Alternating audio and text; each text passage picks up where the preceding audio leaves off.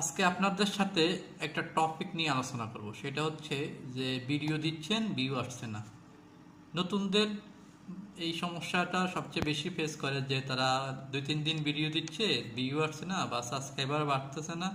সেক্ষেত্রে তারা হতাশ হয়ে দেখা গেছে ইউটিউব প্ল্যাটফর্ম থেকে তারা দূরে সরে যায়।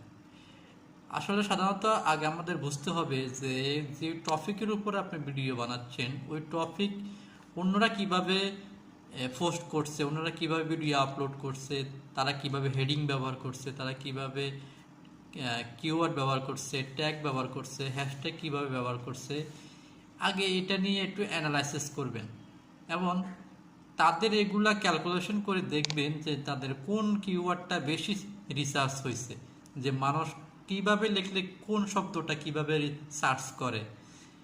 ইউটিউবে গেলে আপনার একটা ভিডিও যদি একবার যদি সার্চ লিস্টে আসে তাহলে আপনার আর ভিউ এবং সাবস্ক্রাইবার নিয়ে আর পিছনে তাকাতে হবে না। যদি একটা ভিডিও ট্রেন্ডিংয়ে চলে আসে, ভাইরাল হয়, তাহলে আপনি সাকসেস। অতএব আপনি চেষ্টা করবেন যে টপিকে ভিডিও বানাচ্ছেন সেই টপিকের ভিডিও দেখবেন এবং তারা কিভাবে থাম্বনেইল ব্যবহার করছে, তাদের থাম্বনেইলের হুবহুব থাম্বনেইল দেওয়া যাবে না, হুবহুব কিওয়ার্ড দেওয়া যাবে না, হুবহুব হেডিং দেওয়া যাবে না। জাস্ট আপনি ওদের থেকে ধারণা নেবেন যে তারা কিভাবে দিচ্ছে, তাদের কিওয়ার্ড কীভাবে ব্যবহার করছে, হ্যাশট্যাগ কীভাবে ব্যবহার করছে।